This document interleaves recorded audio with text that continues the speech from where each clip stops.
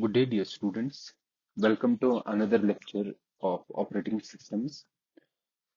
आप लोगों को ऑलरेडी पता है हम ऑपरेटिंग सिस्टम का तीसरा मॉड्यूल पढ़ रहे हैं जो परसिस्टेंस है और जिसमें हमने हार्ड डिस्क के रिलेटेड ऑलरेडी पढ़ा हार्ड डिस्क क्या होता है और उसका स्ट्रक्चर क्या होता है। अब देखिए अभी हम उसी स्टोरेज को रिपीट करेंगे।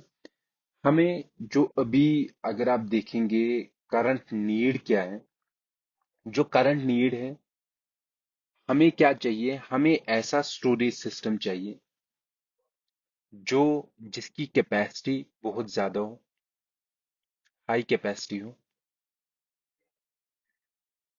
ठीक है।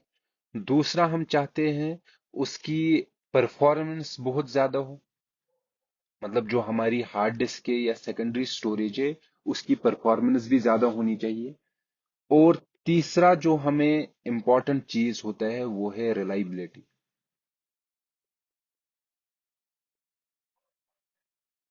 ठीक है। रिलायबिलिटी मतलब कि हम चाहते हैं हमारा जो सेकेंडरी स्टोरेज है वो रिलायबल हो। रिलायबल हो इन ए सेंस अगर उसमें कोई फॉल्ट भी आए तब भी हम फॉल्ट होने के बाद भी उसे चला पाए। ठीक है। हमारा सिस्टम नहीं बैठना चाहिए। ये तीन चीजें हमें चाहिए होती है या नीड है करंट सिस्टम्स की। ठीक है। ये तीन चीजें हम कैसे कर सकते हैं, फॉर एग्जाम्पल अगर आपको कैपेसिटी बहुत ज्यादा चाहिए, ये कैपेसिटी, तो आप क्या करोगे, instead of using a single disk use N disk, बहुत सारे डिस्क यूज करेंगे। ठीक है। तो अगर मेरे पास एक डिस्क थी, मैं एक डिस्क यूज नहीं करूंगा, मैं एन डिस्क यूज करूंगा तो मेरी कैपेसिटी बहुत ज्यादा होगी। और let suppose every disk can store B blocks, हर डिस्क बी ब्लॉक्स स्टोर कर सकता है। तो एन डिस्क कितने ब्लॉक स्टोर करेगा, एन डॉट बी ब्लॉक्स इतने। ठीक है। तो हो गए कैपेसिटी रिजॉल्व।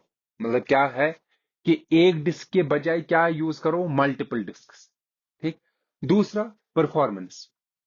परफॉर्मेंस क्या है, कैसे हम बेटर कर सकते हैं ये परफॉर्मेंस। हम क्या करेंगे, हमारे पास ये एन डिस्क है ना। ठीक है। ये एन डिस्क जो है, ठीक, अभी तक हमारे पास कितनी डिस्क थी, एक डिस्क। ठीक। अब हमारे पास कितने हैं, एन डिस्क। हम डेटा को इन एन डिस्क में इस तरीके से रखेंगे ताकि जब मुझे डेटा चाहिए, जब मुझे डेटा चाहिए ना इन डिस्क से, एन डिस्क से, तो मैं इस डेटा को पैरेलली एन डिस्क से ले पाऊं। क्या मतलब पैरेलली ले पाऊं, मैं आपको दिखाता हूं। ये जो परफॉर्मेंस है, हम देखिए क्या करते हैं। लेट सपोज मुझे डेटा है 1 MB का डेटा और मेरे पास चार डिस्क है, एन के बजाय हम बोलते हैं चार डिस्क। ठीक है। 1 MB डेटा है। ठीक? पहले अगर मैं बोलूं मेरे पास सिर्फ एक डिस्क है, ठीक, तो मुझे ये 1 MB स्टोर करना है। मैं क्या करूंगा, मैं 1 MB उठा के एक डिस्क में स्टोर करूंगा। लेट सपोज इसे टाइम लगेगा टी। 1 MB को स्टोर करने में एक डिस्क में टाइम कितना लग रहा है, टी। ठीक है। अब लेट सपोज मेरे पास चार डिस्क है। ठीक। ये है डिस्क 1, डिस्क 2, डिस्क 3 और डिस्क 4। मैं क्या करूंगा, मुझे ये 1 MB स्टोर करना है ना, मैं इस 1 MB को पूरा एक डिस्क में स्टोर नहीं करूंगा। मैं क्या करूंगा, इस 1 MB के चार पार्ट्स कर दूंगा। ठीक है। चार पार्ट्स कितने होंगे 1 MB के, 0.25 MB, 0.25 MB, 0.25 MB और 0.25 MB। ठीक है। फिर क्या करूंगा, ये 0.25 MB डिस्क 1 में स्टोर करूंगा, ये डिस्क 2 में, ये डिस्क 3 में, ये डिस्क 4 में। ठीक है। तो आप देखिए 1 MB को स्टोर करने के लिए कितना टाइम लग रहा था, टी। 0.25 MB को स्टोर करने में कितना टाइम लगेगा, T/4। यहां भी कितना टाइम लगेगा, T/4। यहां भी T/4, यहां भी T/4। और ये चारों ऑपरेशंस जो है ना, ये हम पैरेलली कर सकते हैं क्योंकि अलग अलग डिस्क है ना। ठीक है। अलग अलग डिस्कस है तो पैरेलली कर सकते हैं। तो टोटल टाइम अगर मैं देखूंगा वो कितना लगेगा, T/4। तो सिंगल डिस्क में कितना टाइम लग रहा था, T, और 4 डिस्कस में स्टोर करने के लिए कितना लग रहा है, T/4। तो परफॉर्मेंस बेटर हो रही है ना। ठीक है। तो मतलब हम परफॉर्मेंस भी बेटर कर सकते हैं यूजिंग एन डिस्कस। लेकिन एन डिस्कस में ऐसे डेटा स्टोर करेंगे कि एक ब्लॉक जो था, ये अगर ब्लॉक है ना, या जो डेटा था, हमने पूरा डेटा एक ही डिस्क में नहीं रखा, हमने इस डेटा को डिवाइड किया। डिवाइड मतलब हम बोलेंगे स्ट्रिप किया। ठीक है। स्ट्रिप करके एक पोर्शन एक डिस्क में रखा, दूसरा पोर्शन दूसरे डिस्क में, तीसरा तीसरे डिस्क में, और चौथा पोर्शन चौथे डिस्क में। ठीक है। इसे हम बोलते हैं डेटा स्ट्रिपिंग। तो डेटा स्ट्रिपिंग से हम परफॉर्मेंस बेटर कर सकते हैं। ठीक है। ठीक। और डेटा स्ट्रिपिंग के बहुत सारे टाइप्स होते हैं। फॉर एग्जांपल, एक डेटा स्ट्रिपिंग होता है bit level striping.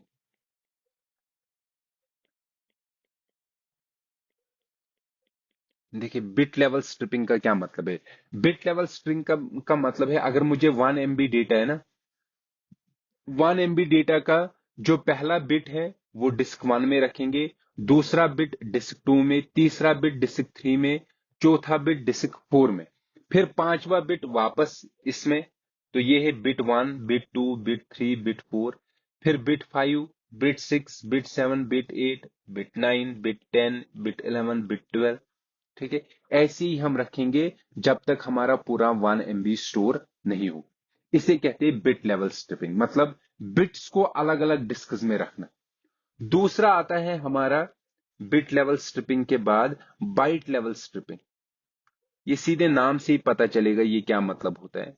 Bite level stripping का मतलब है, यहां हमने एक एक बिट उठाई थी, हम एक एक बिट नहीं उठाएंगे, हम बाइट उठाएंगे। क्या मतलब बाइट उठाएंगे, हम बाइट 1 डिस्क 1 में स्टोर करेंगे, बाइट 2 डिस्क 2 में, बाइट 3 बाइट 4, फिर बाइट 5 बाइट 6, इस तरीके से स्टोर करेंगे। ठीक है। और तीसरा जो है वो आता है हमारा ब्लॉक लेवल स्ट्रिपिंग।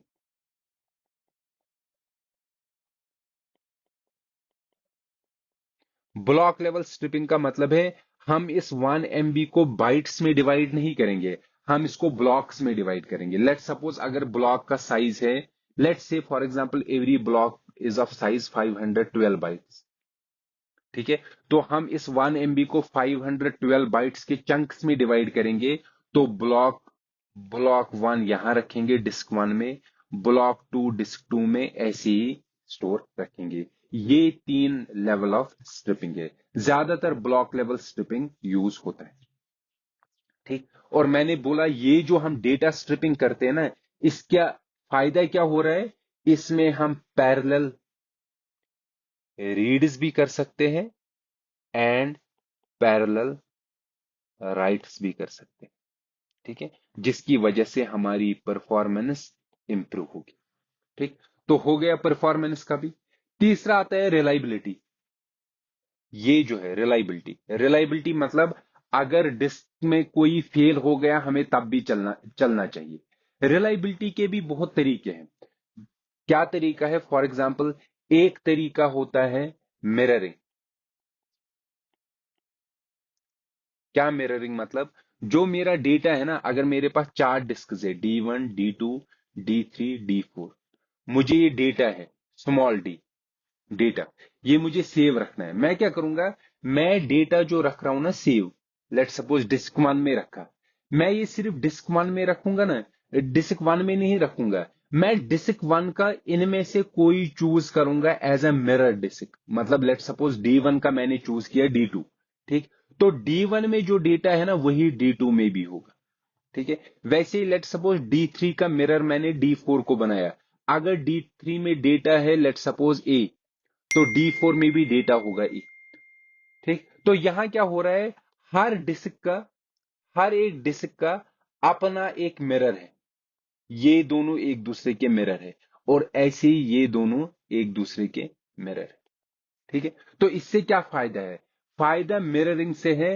अगर इन दो डिस्क्स में एक फेल भी हो जाए ना, दोनों में से एक, तो हमारे सिस्टम में प्रॉब्लम नहीं होगी। क्योंकि अगर ये फेल हो गए, ये वाली डिस्क, इसका डेटा सेम यहां पर भी है ना, तो हम यहां से डेटा ले सकते हैं, कोई प्रॉब्लम नहीं होगी। लेकिन अगर ऐसा हुआ, ये भी फेल हुई, ये भी फेल हुई, तब प्रॉब्लम है। ठीक है।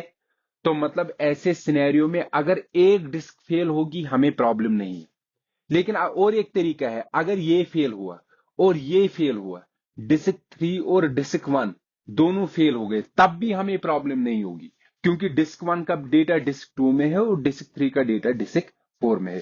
तो मिररिंग से हमारा समहाउ रिलायबिलिटी मतलब बढ़ जाती है हमारे सिस्टम की। ठीक है। तो क्या मैंने बोला, हमें क्या चाहिए था, हमें हाई कैपेसिटी चाहिए थी, हाई कैपेसिटी। ठीक है। और वो हमने कैसे अचीव किया, यूज मल्टीपल डिस्क्स।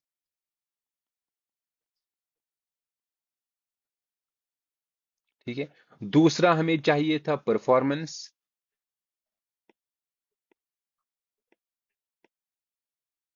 दूसरा हमें परफॉर्मेंस चाहिए था, वो कैसे हमने अचीव किया, यूज डेटा स्ट्रिपिंग।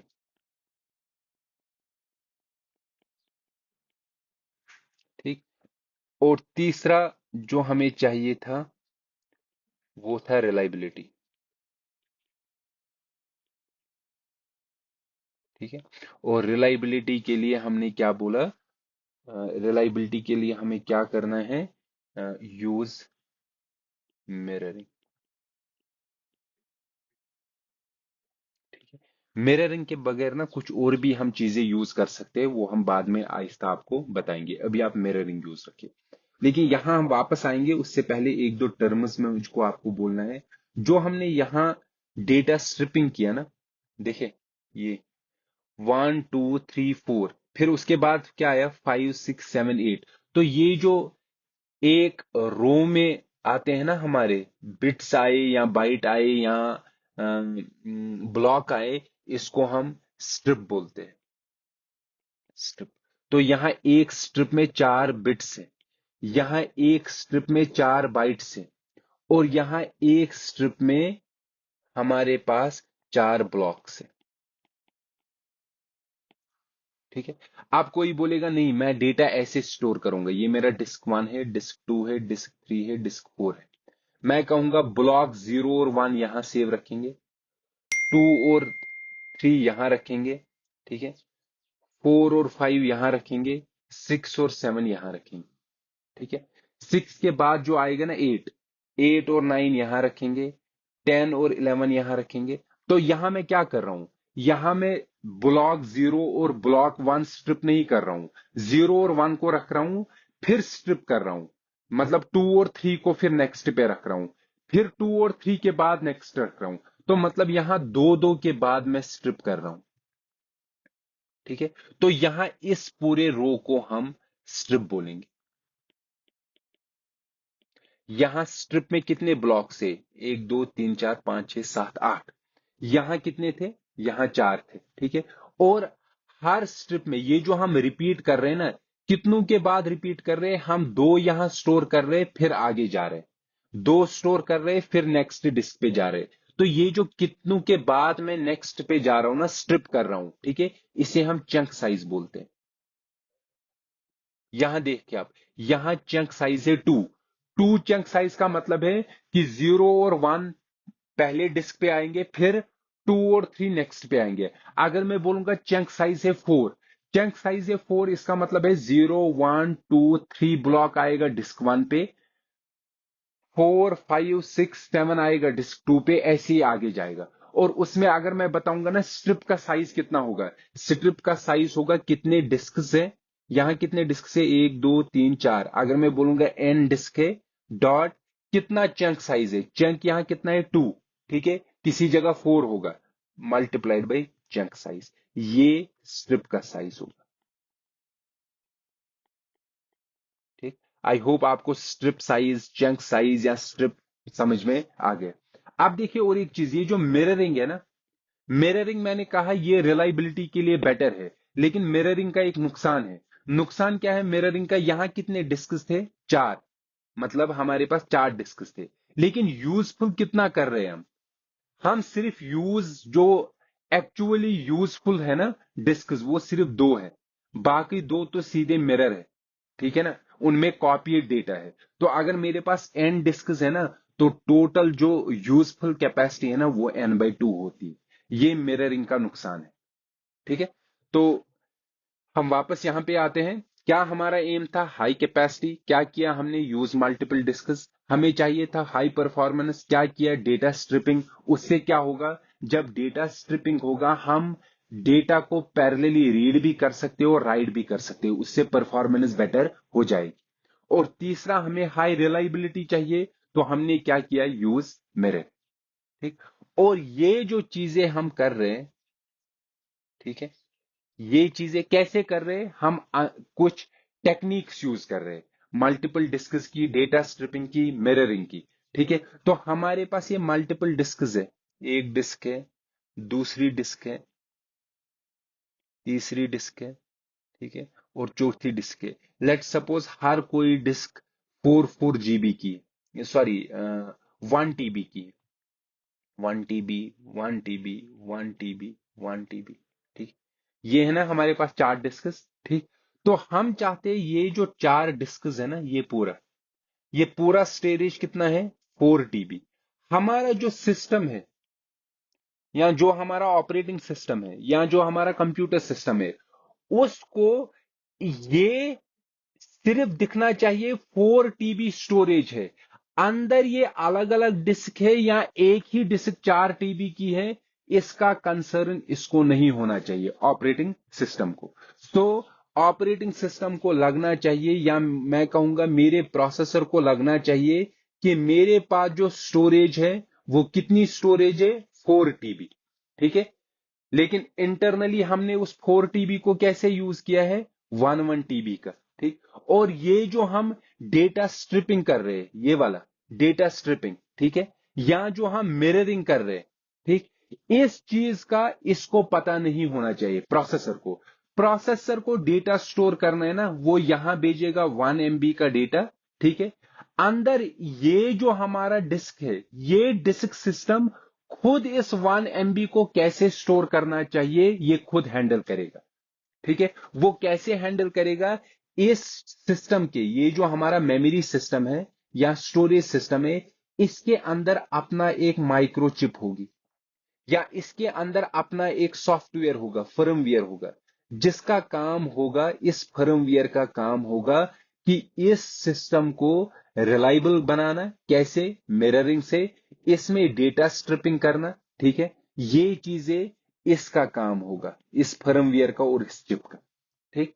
तो यही यहां ये 3 चीजें जो हम कर रहे हैं, और ये जो हम एब्स्ट्रैक्शन प्रोवाइड कर रहे हैं, एब्स्ट्रैक्शन प्रोवाइड, क्या एब्स्ट्रैक्शन प्रोवाइड कर रहे हैं, कि ऑपरेटिंग सिस्टम को या मेरे प्रोसेसर को लगना चाहिए मेरे पास 4 TB का स्टोरेज है, अंदर वो स्टोरेज कैसे डेटा स्ट्रिपिंग कर रहा है, कैसे मतलब डेटा मिररिंग कर रहा है, या कैसे रिलायबल बना रहा है सिस्टम को, प्रोसेसर को उसके चीज के बारे में पता ही नहीं होना चाहिए। It should be transparent to the processor. उसको लगना चाहिए मैं डेटा भेज रहा हूं, वो डेटा कैसे स्टोर हो रहा है मुझे कोई वास्ता नहीं उससे, वो वहां स्टोर हो जाना चाहिए, ठीक है। और यही पूरा हम अचीव करते हैं यूजिंग ए स्कीम और using a technology called RAID.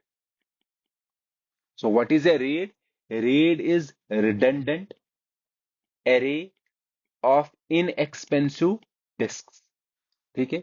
Redundant array of inexpensive disk, मतलब हमारे पास मल्टीपल लो कैपेसिटी के डिस्क्स हैं, ठीक है।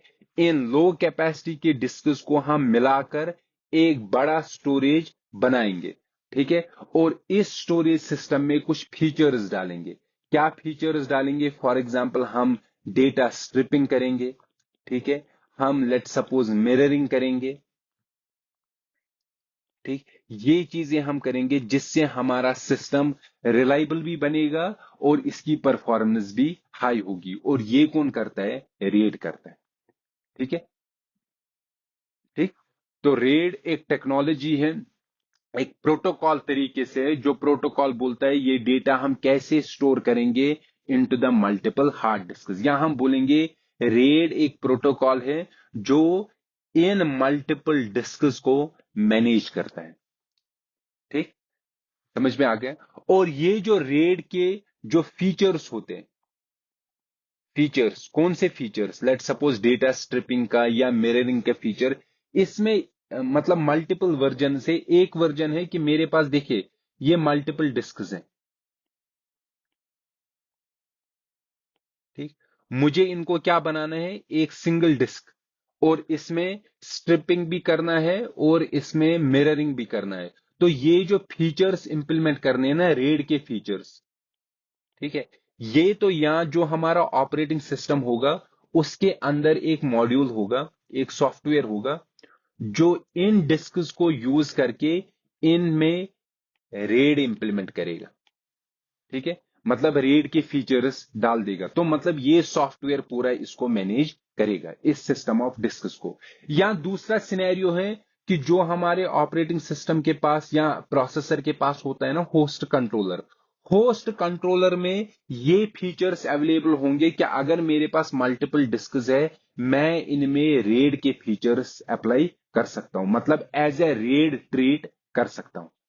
ठीक है, या तीसरा सिनेरियो है, तीसरा ऑप्शन है कि जो हमारा ये सिस्टम होता है ना पूरा सिस्टम ही हम अपने प्रोसेसर में इंस्टॉल कर सकते हैं, और ये जो स्टोरेज सिस्टम इसके अंदर खुद अपना एक माइक्रोचिप होगा, खुद अपना एक फर्मवेयर होगा जो इसको एज ए रेड ट्रीट करेगा। हमारे उस वक्त ऑपरेटिंग सिस्टम या होस्ट कंट्रोलर को कुछ नहीं करना है, ये एक फुल फ्लेज्ड सिस्टम होगा जो हम अपने प्रोसेसर में इंस्टॉल कर सकते हैं, लगा सकते हैं। ज्यादातर जो सर्वर्स यूज होते हैं ना, ठीक है, उन सर्वर्स में जो स्टोरेज होती है वो storage as a RAID implement होती है, उसमें यही मल्टीपल डिस्क्स होते हैं और मल्टीपल डिस्क्स में ये फीचर्स होते हैं, स्ट्रिपिंग होता है, मिररिंग होता है। ठीक है, अब देखिए यहां बहुत सारे फीचर्स है, एक तो स्ट्रिपिंग है, मिररिंग है। ठीक है, कोई रेड ऐसा होता है जिसमें सिर्फ स्ट्रिपिंग होगा। स्ट्रिपिंग मतलब क्या है कि एक पोर्शन एक ये डिस्क में है, दूसरा पोर्शन दूसरे डिस्क में, तीसरा पोर्शन तीसरे में है, चौथा पोर्शन चौथे में है। तो स्ट्रिपिंग से हमारा बेटर क्या होता है, परफॉर्मेंस, रिलायबिलिटी बेटर नहीं होती है स्ट्रिपिंग से, क्योंकि स्ट्रिपिंग में अगर कोई हमारी डिस्क फेल होगी ना, उस डिस्क का मिरर नहीं बनाया होता है, सिर्फ हमने अलग अलग डेटा अलग अलग जगह रखा होता है। स्ट्रिपिंग से याद रखना है आपको, रिलायबिलिटी पे फर्क नहीं पड़ता है, मिररिंग से पड़ता है। मिररिंग से हमारा सिस्टम स्टेबल बनता है, यहां हम कहेंगे मिररिंग से हमारी रिलायबिलिटी बेटर होती है, स्ट्रिपिंग से सिर्फ परफॉर्मेंस बेटर होती है। तो मैं क्या बोल रहा हूं, कोई रेड ऐसी होती है जिसमें सिर्फ स्ट्रिपिंग के फीचर्स होंगे, कोई रेड ऐसी है जिसमें सिर्फ मिररिंग के फीचर्स होंगे, कोई रेड ऐसी है जिसमें स्ट्रिपिंग भी होगी मिररिंग भी होगी, कोई रेड ऐसी है जिसमें स्ट्रिपिंग होगी और मिररिंग के बदले कोई और स्कीम यूज होगी फॉर रिलायबिलिटी। ठीक है, इसीलिए हमारे पास रेड डिफरेंट टाइप्स के होते हैं, डिफरेंट टाइप्स ऑफ रेड। क्यों डिफरेंट टाइप्स ऑफ रेड होते हैं, क्योंकि किसी रेड में एक फीचर्स होते हैं, किसी में दूसरे फीचर्स होते हैं, किसी में तीसरे तरीके के फीचर्स होते हैं। तो हमारे डिफरेंट टाइप्स ऑफ रेड्स क्या हैं वो मैं आपको यहां बताऊंगा।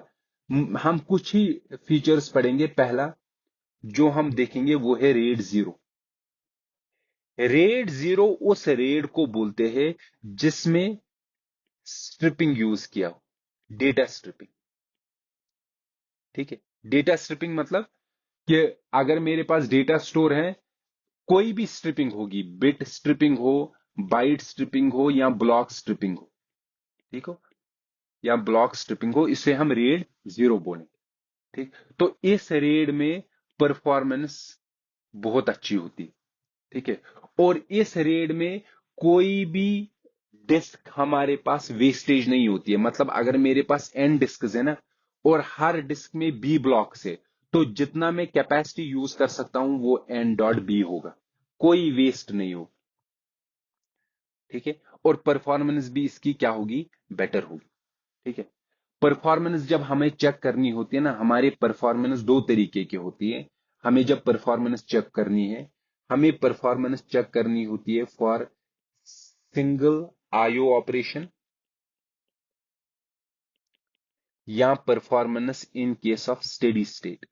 स्टेडी स्टेट का मतलब है कि अगर मुझे इस रेट से बहुत ज्यादा डेटा निकालना है, मतलब मैंने रिक्वेस्ट की, डेटा निकाला, फिर से रिक्वेस्ट की, नया डेटा निकाला, फिर से सिंगल में हम बोलते हैं सिर्फ एक सिंगल ऑपरेशन किया, रीड या राइट, उस वक्त उसकी परफॉर्मेंस क्या हुई।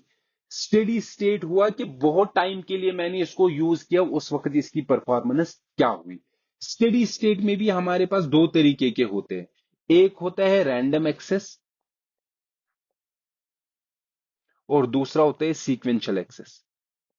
सीक्वेंशियल एक्सेस मतलब मैं डेटा निकाल रहा हूं रीड से, लेकिन क्या निकाल रहा हूं, पहले निकाल रहा हूं डेटा एट एड्रेस ए, फिर निकाल रहा हूं डेटा एट एड्रेस A+1, फिर A+2, A+3, A+4, ये सीक्वेंशियल होगा।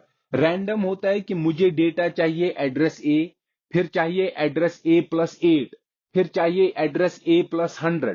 ठीक है, मतलब रैंडमली एक्सेसेस है। ठीक, तो हमें यहां पर भी परफॉर्मेंस देखनी पड़ती है और यहां पर भी परफॉर्मेंस देखनी पड़ती है। ठीक है, तो ये चीजें मुझे आपको नहीं पढ़ानी है, परफॉर्मेंस कितनी होगी क्या होगी, लेकिन आपको अगर आप देखोगे जो हमारा रेट जीरो होता है, रेट जीरो में जो हमारी परफॉर्मेंस होती है ना, वो रैंडम के लिए भी बहुत ज्यादा होती है, पूरा पैरेलली एक्सेस होते हैं एन एक्सेस एन डिस्कस, और सीक्वेंशियली में भी पूरे एन को मैं एक्सेस कर सकता हूं एन डिस्कस में। ठीक है, मतलब अगर मेरा एक डिस्क में रैंडम एक्सेस के लिए एक डिस्क की परफॉर्मेंस है कि मैं RMB को ट्रांसफर कर सकता हूं पर सेकेंड रैंडम एक्सेस में, तो एन डिस्कस में N.R करूंगा। वैसे ही अगर सीक्वेंशियल एक्सेस में मुझे एक डिस्क में जो डेटा ट्रांसफर रेट है ना वो SMB पर सेकेंड है, तो एन डिस्कस में होगा N.SMB पर सेकेंड। मतलब पूरा मैं एन टाइम्स परफॉर्मेंस इंप्रूव करूंगा, किसमें, रेड जीरो।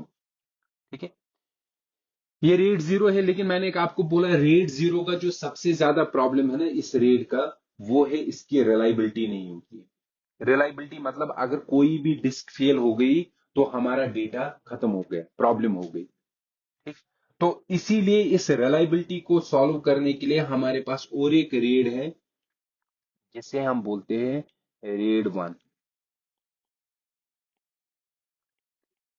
रेड वन क्या होता है, रेड वन वो वाल उस रेड को हम रेड वन बोल देंगे जिस रेड में मिररिंग यूज किया हो। मिररिंग क्या मतलब, अगर मेरे पास डिस्कस चार थे, D1, D2, D3, D4, ठीक है, चार डिस्कस है।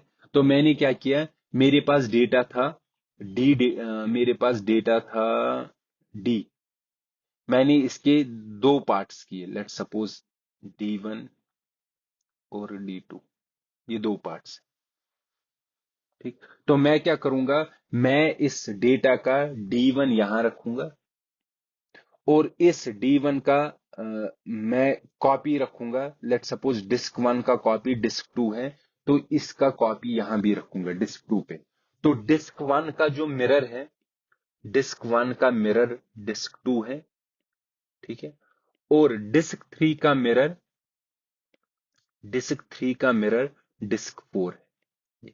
मतलब अगर मैंने यहां D2 रखा तो यहां भी D2 आएगा। ठीक है, इसे हम मिररिंग बोलते हैं, रेड वन। ठीक, या कोई ऐसे बोलेगा, देखिए मैंने इस डेटा के कितने स्ट्रिप्स बनाए, दो, D1 और D2। हम क्या करेंगे, पहले D1 यहां रखेंगे, फिर D2 रखेंगे, पहले स्ट्रिप किया। ठीक है, फिर मैंने क्या किया, फिर उसके बाद मैंने इनको मिरर किया।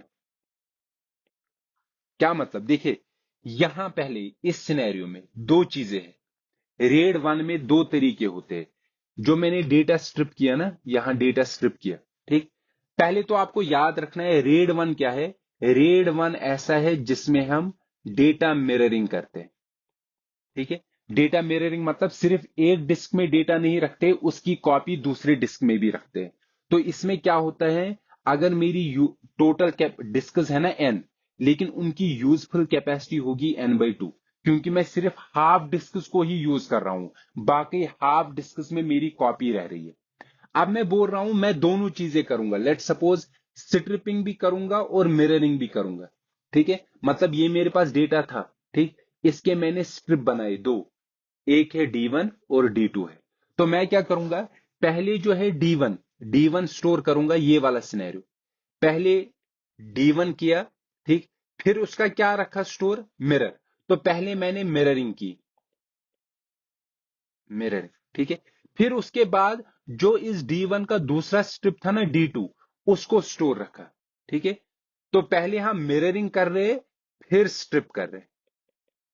देखिए यहां दूसरा सिनेरियो, ये वाला जो सिनेरियो है ना, इसमें हम क्या कर रहे हैं, पहले D1 फिर उसका स्ट्रिप स्टोर रख रहे D2।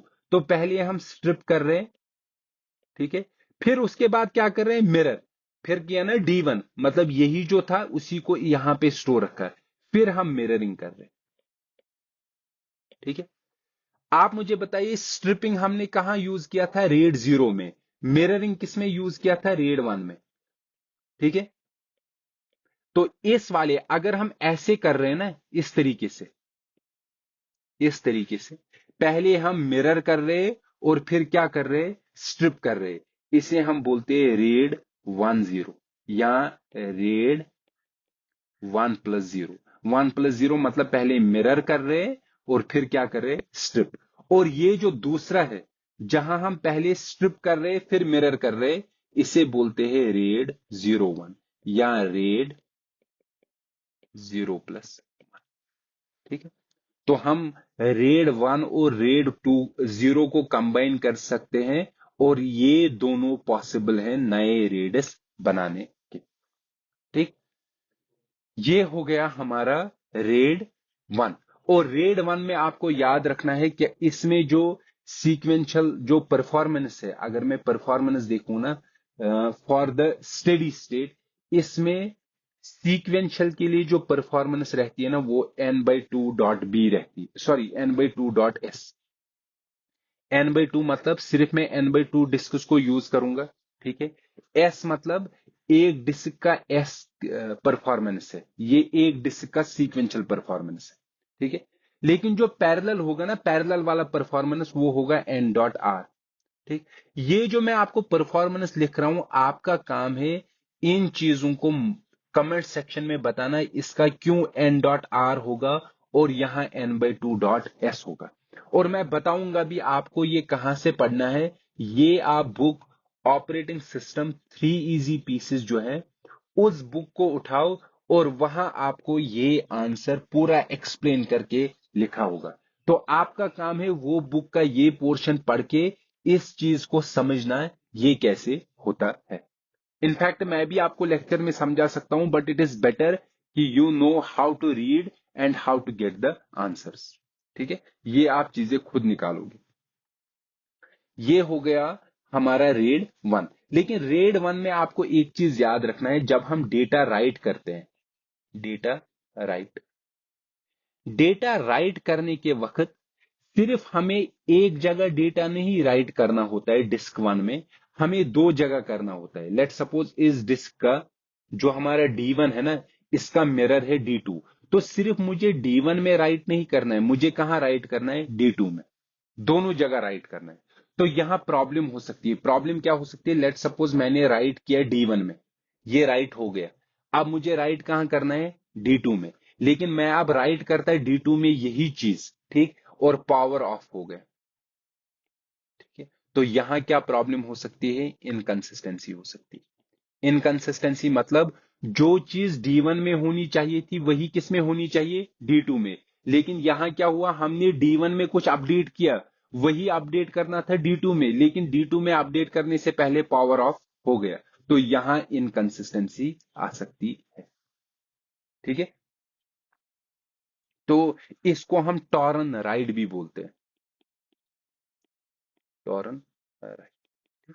और इस प्रॉब्लम को हम कैसे सॉल्व कर सकते हैं, सिंपल है। हम क्या रखेंगे, हम अपने सिस्टम में एक नॉन वोलेटाइल रैम रखेंगे। इस नॉन वोलेटाइल रैम का क्या काम होगा कि जब भी मुझे इस सिस्टम में लिखना है ना, D1 में और फिर D2 में, सबसे पहले मैं यहां लिख के रखूंगा जो डेटा लिखना था, यहां रखा ना, फिर उसके बाद यहां लिखूंगा।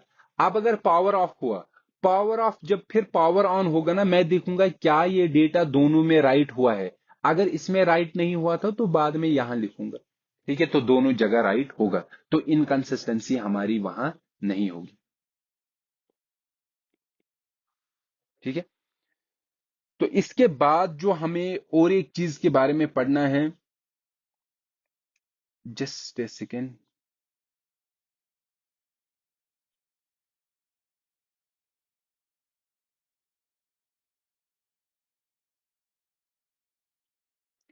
इसके बाद जो हमारा दूसरा पोर्शन है, डेट, ये रेड 0 और रेड 1 के बाद, रेड 0 और रेड 1 के बाद ज्यादातर जो रेड्स जो कॉमनली यूज होते हैं वो हमारा रेड 2 एंड रेड 3। लेकिन हम इन दो रेड्स को पढ़ेंगे नहीं, क्योंकि ये दोनों रेड्स सिंपल डेटा स्ट्रिप करते हैं। एक बिट स्ट्रिपिंग करता है, एक बाइट स्ट्रिपिंग करता है। ठीक है, और इन दोनों चीजों में और एक चीज होता है कि स्ट्रिपिंग तो होती है, यहां मिररिंग नहीं होती है।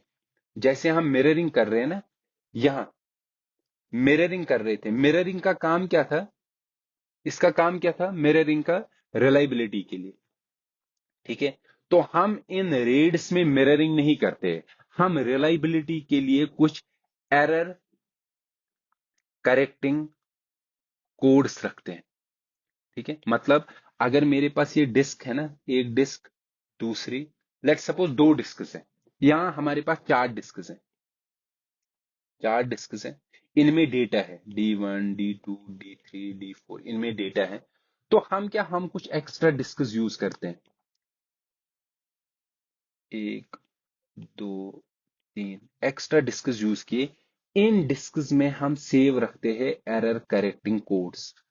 एरर करेक्टिंग कोड्स मतलब ये जो डेटा है इन डिस्क्स में, इन डिस्क्स में अगर कहीं भी डेटा में प्रॉब्लम आ गई, इन कोड्स की मदद से, यहां इनमें जो स्टोर है ना, उसकी मदद से हम उस डेटा को रिकवर कर सकते हैं। तो यहां मिररिंग नहीं होती है। मिररिंग में हर चार डिस्क्स के लिए एक्स्ट्रा चार डिस्क्स चाहिए, लेकिन एरर करेक्टिंग में हर चार डिस्क्स के लिए हमें एट द मोस्ट तीन डिस्क्स चाहिए। ठीक है, तो हम इन दोनों को नहीं पढ़ेंगे। क्यों नहीं पढ़ेंगे, क्योंकि हम रेड 3 के बाद सीधे रेड 4 के बारे में पढ़ेंगे, और रेड 4 में भी वही कंसेप्ट यूज होते हैं जो रेड 2 और रेड 3 में होते हैं, इसीलिए हम रेड 4 को पढ़ेंगे। सिर्फ डिफरेंस क्या है, यहां रेड 2 और रेड 3 में अलग तरीके के एरर करेक्टिंग कोड्स होते हैं, और यहां जो एरर करेक्टिंग कोड यूज होता है ना रेड 4 में, वो है पैरिटी। ठीक है, वो मैं आपको दिखाऊंगा वो क्या होता है। तो हम रेड 4 के बारे में पढ़ेंगे, और वहां ही देखेंगे रिलायबिलिटी के लिए हम पैरिटी कैसे यूज करेंगे। ठीक है, so let's discuss red 4। Red 4 क्या होता है।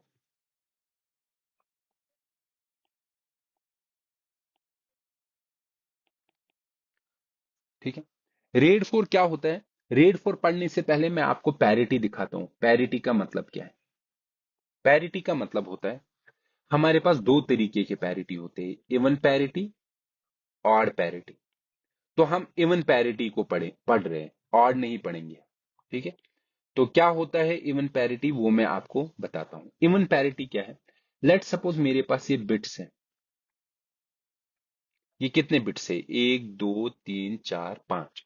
तो इन ग्रुप ऑफ बिट्स का मैं, जो मेरे पास ग्रुप ऑफ बिट्स है, ये इनकी एक बिट में बना सकता हूं जिसे हम पैरिटी बिट बोलेंगे। और वो बिट क्या होती है, वो बिट वो होती है, देखो इस बिट का वैल्यू 0 होगा या 1 होगा, तो इन पांच बिट्स का जो ये पैरिटी बिट होगा ना, इसका वैल्यू वो होगा जिसकी मदद से ये सारे बिट्स, एक तो ये पांच, इंक्लूडिंग दैट पैरिटी बिट, में नंबर ऑफ वनस इवन होने चाहिए। क्या मतलब, ये क्या है, 1 0 1 0 1 प्लस क्या है पैरिटी बिट। ये मैं कह रहा हूं यहां हमें इस जगह पर सॉरी, इस जगह पर जो हम बिट डालेंगे ना, वो बिट ऐसी होनी चाहिए कि इस ग्रुप में, ये जो पूरा ग्रुप बन गया है, इसमें नंबर ऑफ वनस इवन होने चाहिए। जरा आप मुझे बताइए, ये है एक बिट, दो, तीन। आप मुझे बताइए यहां जीरो आएगा कि वन आएगा? अगर मैं जीरो यहां डालूंगा, उससे नंबर ऑफ वनस कितने होंगे? तीन। तीन क्या हो गए? ऑड। तो मतलब जीरो नहीं होगा। तो क्या होगा? वन अगर डालेंगे तो क्या होगा? एक, दो, तीन, चार आ गए ना, चार। चार मतलब इवन वनस आ गए। ठीक है। तो ये इसकी पैरिटी बिट, इन पांच की जो पैरिटी बिट होगी ना, वो क्या होगी? वन। ठीक है। तो क्या होता है पैरिटी बिट? पैरिटी बिट वो बिट है जिससे उस ग्रुप ऑफ बिट्स में नंबर ऑफ वनस जो होंगे वो इवन बनेंगे। इसे इवन पैरिटी बोलते हैं। अगर मैं बोलता ना ऑड बननी चाहिए, तब बोलते हैं हम ऑड पैरिटी। ठीक है। अब देखिए, मैं फिर से बताऊंगा आपको। ये मेरे पास one, one, zero, one, one. ठीक। ये पांच बिट्स हैं, और अब मुझे डालनी है यहां पैरिटी बिट। आप मुझे बताइए क्या होगा? ये वन होगा कि जीरो होगा? ये जीरो होगा। क्यों जीरो होगा? क्योंकि जब यहां जीरो डालेंगे ना, तो यहां देखिए आप, नंबर ऑफ वनस कितने होंगे? एक, दो, तीन, चार आ गए ना, इवन। अगर किसी ने बोला नहीं यहां वन होगा, तो वन होने से यहां नंबर ऑफ वनस कितने होंगे? एक, दो, तीन, चार, पांच। पांच हो जाएंगे। पांच तो ऑड बन गए, लेकिन हमें कितने चाहिए थे? इवन चाहिए। तो वन नहीं होगा, इसकी पैरिटी बिट जीरो होगी। ठीक है। तो ये आ गई इसकी पैरिटी बिट। पांच बिट्स की पैरिटी बिट क्या आ गई? जीरो। अब देखिए इससे फायदा क्या है, मैं आपको फायदा दिखाता हूं। फायदा ये है कि अगर इन पांच में से, एक, दो, तीन, चार, पांच, पांच में से कोई भी बिट, अब अगर मतलब लेट सपोज हमारा डेटा लॉस हो गया, ये वाला लॉस हो गया, ये वाला वन, मतलब ये लॉस्ट है एल, इसके बारे में हमें पता ही नहीं है ये क्या है। ठीक है। अब अगर मुझे ये लॉस्ट बिट निकालनी है ना, मैं ये निकाल सकता हूं। देखिए कैसे, L, one, zero, one, one, और लास्ट वाली बिट क्या है? Parity bit zero. ठीक है। अब अगर ऐसे हो गया, तो यहां देखिए ये जो लास्ट वाला है ना, ये मैं निकाल सकता हूं। कैसे निकाल सकता हूं? हमें पता है इस ग्रुप में टोटल नंबर ऑफ वनस क्या होने चाहिए? इवन। अब देखिए यहां कितने हैं? एक, दो, तीन। तो ये एल क्या होगा? वन, तभी तो इवन बनेगा ना। तो बन गया ना, हमने जो लॉस्ट हुआ था उसको रिकवर किया ना। तो ये सिस्टम रिलायबल बन गया ना। किसकी मदद से? पैरिटी की मदद से। लेकिन आपको याद रखना है, यहां सिर्फ तभी सॉल्यूशन है जब सिर्फ एक बिट लॉस्ट होगी। अगर दो बिट्स लॉस्ट हुए ना, तब हम पैरिटी से इस प्रॉब्लम को सॉर्ट आउट नहीं कर सकते। ठीक है। तो ये सिर्फ रिलायबल बनाएगा किस फेलियर को? वन डिस्क फेलियर को। ठीक है। मिररिंग भी बना रहा था ना वन डिस्क फेलियर को। ठीक। तो मिररिंग जितना रिलायबिलिटी लाएगा, उतना ही पैरिटी वाला भी लाएगा। लेकिन मिररिंग और पैरिटी वाले में क्या डिफरेंस है? यहां पांच डिस्क्स के लिए हमें कितनी एक्स्ट्रा चाहिए? एक। मिररिंग में पांच के लिए कितनी एक्स्ट्रा चाहिए थी? पांच। तो ये फायदा आ रहा है किसका? पैरिटी का। तो हम रेड फोर, अब मैं आपको पढ़ाता हूं रेड फोर क्या होता है। तो रेड फोर क्या बोलता है? अब हमने पैरिटी आपको दिखाया। रेड बोल फोर बोलता है, हम एक तो डेटा स्ट्रिपिंग करेंगे, जैसे हम कर रहे हैं। और कैसे स्ट्रिपिंग करेंगे? Block stripping. लेट सपोज हर ब्लॉक में, let say every block is of 2 MB। Let say for example, हर ब्लॉक कितने? 2 MB नहीं, 2 बाइट्स का है। तो every block is of 2 bytes. तो मतलब अगर मेरे पास ये डिस्क हैं, D1, D2, D3, D4, चार डिस्क से, और मैं एक पैरिटी डिस्क रख रहा हूं, PD। ये पैरिटी डिस्क है। तो मैं क्या करूंगा? पहले 2 बाइट्स यहां सेव रखूंगा। 2 बाइट्स मतलब कितनी होगी? 16 बिट्स। तो bit one, bit two, bit three, dash dash dash, bit 16। फिर नेक्स्ट 2 बाइट्स यहां, उसमें भी कितने बिट्स होंगे? 16। B1, B2, B3, 16 बिट्स होंगे। फिर यहां 2 बाइट्स, ठीक, उसमें भी 16 होंगे, 16 बिट्स। फिर यहां 2 बाइट्स, उसमें भी कितने बिट्स होंगे? 16। तो ये ब्लॉक्स रखे ना मैंने यहां डिस्क पे, तो पैरिटी में भी हम एक ब्लॉक रखेंगे, एक ब्लॉक सेव, जो ब्लॉक इन ब्लॉक्स का, जो यहां डेटा में ब्लॉक्स है ना, इन ब्लॉक्स का पैरिटी होगा। पैरिटी मतलब वन ब्लॉक रखेंगे, कितने बिट्स रखेंगे, 16 बिट्स। जरा वो 16 बिट्स हम कैसे निकालेंगे, आप देखिए, ये जो 16 है ना, हम पहले बिट्स का जो पैरिटी बिट है वो यहां निकालेंगे, दूसरे बिट्स का यहां निकालेंगे, डैश डैश डैश, और लास्ट 16 बिट्स का यहां निकालेंगे। तो टोटल कितने पैरिटी बिट्स बने, 16 बिट्स। ये 16 बिट्स हो गए ना, 2 बाइट्स, 2 बाइट्स हो गए वन ब्लॉक। तो वन ब्लॉक कहां सेव रखेंगे, इस पैरिटी में। ठीक है, वैसे ही फिर हम नेक्स्ट डेटा ब्लॉक्स जब रख रहे हैं, उनका पैरिटी ब्लॉक यहां होगा, यहां होगा, यहां होगा। ठीक है, तो ये हमारा कौन है, रेड 4। इससे हमारी परफॉर्मेंस भी बेटर होगी। और अगर मेरे पास एन डिस्कस है टोटल, एन डिस्कस में एक डिस्क है पैरिटी, ठीक है, बाकी जो n-1 है ना, वो यूजफुल डिस्कस है, ये यूजफुल कैपेसिटी है। ठीक है, हमारा कैपेसिटी भी बेटर हो गया, रिलायबिलिटी भी हो गया। रिलायबिलिटी मतलब अगर एक डिस्क फेल होगी तो हमारे सिस्टम में प्रॉब्लम नहीं होगी, लेकिन अगर दो डिस्क फेल हो गई तब प्रॉब्लम हो सकती है। ठीक, और तीसरा परफॉर्मेंस भी बेटर होगा। परफॉर्मेंस मतलब मैं पैरेलली डेटा को रीड कर सकता हूं, राइट कर सकता हूं। रीड में तो कोई प्रॉब्लम नहीं है, सिर्फ राइट में हमें देखना है। जब मैं डेटा राइट कर रहा हूं ना, डेटा राइट, ठीक है, उस वक्त मुझे सिर्फ एक राइट नहीं करना है, मुझे दो राइट्स करने हैं। क्यों दो राइट्स करने हैं, क्योंकि अगर मैंने कोई ब्लॉक अपडेट किया ना, ये वाला D3, ठीक, मुझे उसका पैरिटी भी अपडेट करना है। तो एक राइट की जगह मुझे दो राइट्स करने हैं, पैरिटी ब्लॉक भी और मुझे ये एक्चुअल ब्लॉक भी राइट करना है। ठीक है, और इसमें भी जब हम डेटा राइट कर रहे हैं ना, इसमें भी दो तरीके से राइट होता है। एक आता है हमारा जिसे हम बोलते हैं एडिटिव पैरिटी, और दूसरा होता है सब्ट्रैक्टिव पैरिटी। देखो इसका क्या मतलब है, एडिटिव पैरिटी और subtractive parity. Let's suppose D3 में जो ब्लॉक है ना, वो मैंने अपडेट किया। जब मैंने अपडेट किया, मुझे क्या अपडेट करना है, पैरिटी भी अपडेट करना है। तो पैरिटी अपडेट करने के लिए मुझे ये सारे ब्लॉक्स पढ़ने हैं ना, और इनका क्या निकालना है, पैरिटी, नया पैरिटी, और नया पैरिटी यहां सेव रखना है। इसे हम कहते हैं एडिटिव पैरिटी। एडिटिव पैरिटी क्या होता है, ये आपको ध्यान रखना है। एडिटिव पैरिटी का मतलब है कि सारे ब्लॉक से डेटा उठाया, उनका पैरिटी निकाला, और पैरिटी ब्लॉक बन गया।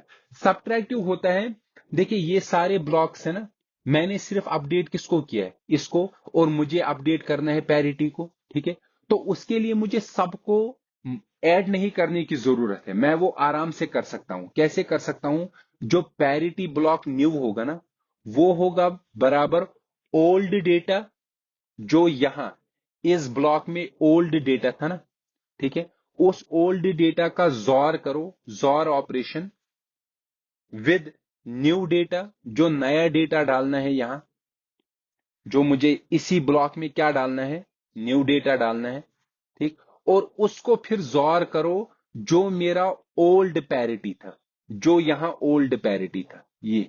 तो सारे डिस्क्स का डेटा पढ़ने की जरूरत नहीं है, न्यू पैरिटी हम ऐसे निकाल सकते हैं। ठीक, ये बहुत सिंपल तरीका है जिसको हम सब्ट्रैक्टिव पैरिटी बोलते हैं।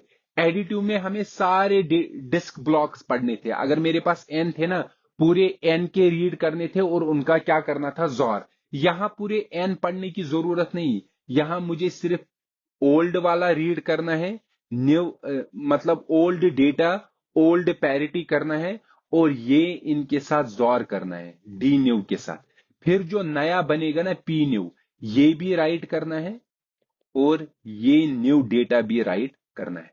तो हर एक अपडेट के लिए मुझे दो दो रीड करने हैं, क्योंकि ये वाला रीड करना है और ये रीड करना है, और दो राइट करने हैं, क्योंकि ये वाला राइट करना है और ये वाला, सॉरी, ये वाला राइट करना है और डी न्यू राइट करना है। ठीक है, आई होप आप लोगों को समझ में आया। लेकिन इस रेड 4 में एक जो मेन डिसएडवांटेज है रेड 4 में, वो है जब मुझे रैंडम राइट करने हो। रैंडम राइट मतलब ये मेरे पास D1, D2, D3, D4, ये है P1। ठीक है, मुझे लेट सपोज एक राइट करना है D1 में, ठीक, इसमें राइट करना है इस पोजीशन पे, और यहां राइट करना है सेकंड पोजीशन पे D2 में राइट करना है। ठीक, ये मेरे पास पैरिटी है इसका यहां, ये है पहले पहले ये है रो 1 और ये है रो 2।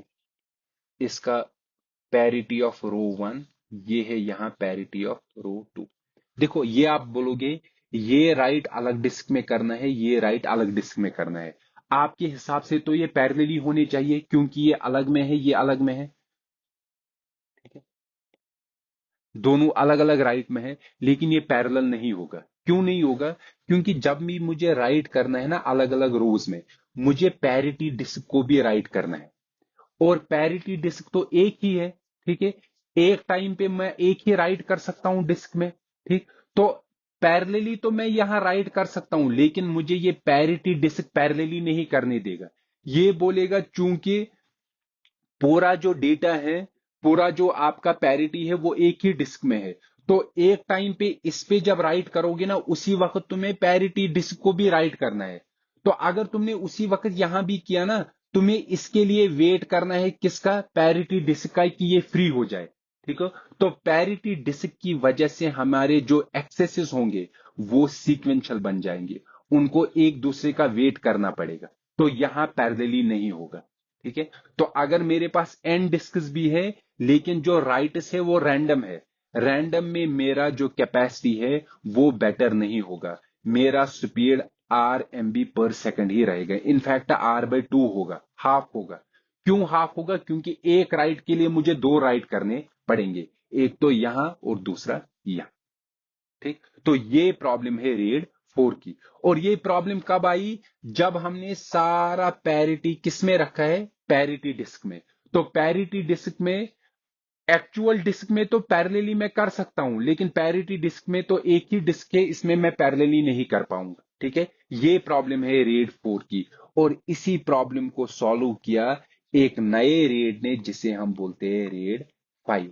RAID 5 ने क्या किया? उसने इस डिस्क को खाली पैरिटी डिस्क नहीं रखा, मतलब इसने ये डिस्कस रखे D1, D2, D3, D4 और D5। अभी तक RAID 4 बोलता था यही वाली पैरिटी डिस्क है, RAID 5 ऐसा नहीं बोलता है। RAID 5 क्या बोलेगा? यहां डेटा है, यहां भी डेटा है, यहां भी डेटा है, यहां भी डेटा है, यहां लेट सपोज इसका पैरिटी है P1। दूसरे में क्या करेगा? यहां डेटा रखेगा D5, यहां डेटा रखेगा D6, यहां D7, यहां डेटा नहीं रखेगा, डेटा यहां रखेगा, और इन चार का जो पैरिटी है वो यहां रखेगा।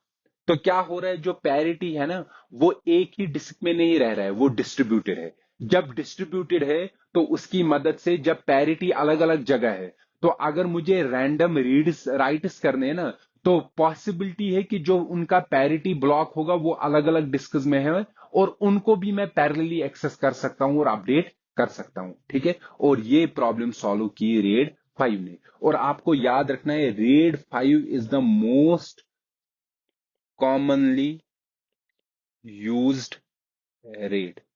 जब भी हम सर्वर्स लाते हैं ना, हम ज्यादातर बोलते हैं कि उसमें ऐसा रेड होना चाहिए जिसका कौन सा फीचर्स होंगे? RAID 5।